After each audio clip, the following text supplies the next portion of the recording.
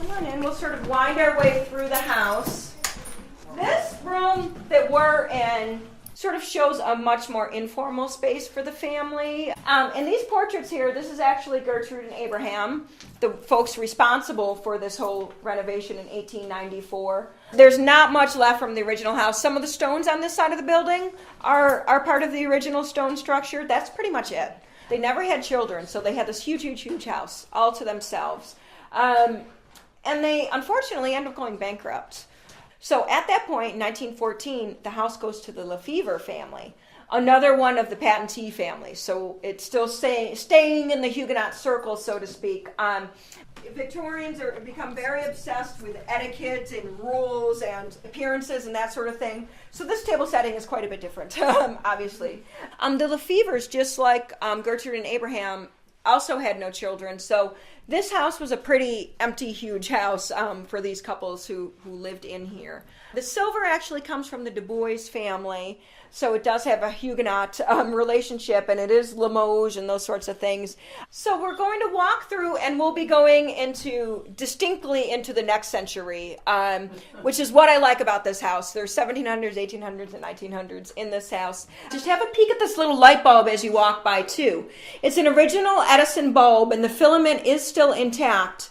So a lot of people recognize this kitchen as something maybe they grew up with or maybe that their grandmother had. Some of the plumbing that went in, though, this was done by Frank Lefevre because he had the knowledge and know-how to do plumbing.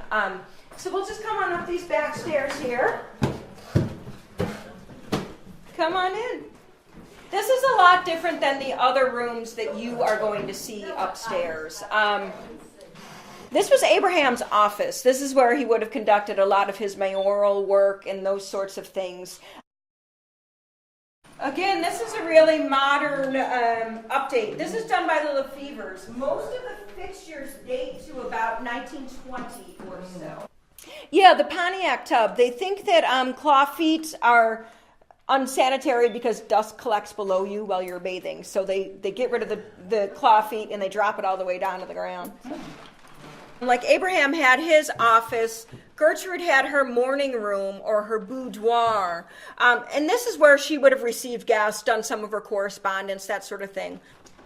Into this room. This is Abraham's bedroom. And you'll notice that it adjoins Gertrude's bedroom. Common during Victorian times to have separate bedrooms if you had the space. And then we come into Gertrude's room. This is a bit more comfortable than Abraham's room. But as a lady, she would have spent more time in her private space.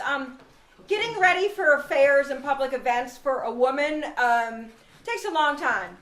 There's also a Deo family quilt made by, and you can see her name here, Sarah Deo. It's called a candlewick bedspread and is hand-done French knots because pre-electricity, during the time that this was made, the candlelight across this is gorgeous. It really actually makes the texture stand out a bit more. You would think she may have used different color threads, but they actually intentionally did it this way on purpose because with the low lighting, it really sort of shows off the quality of your handiwork.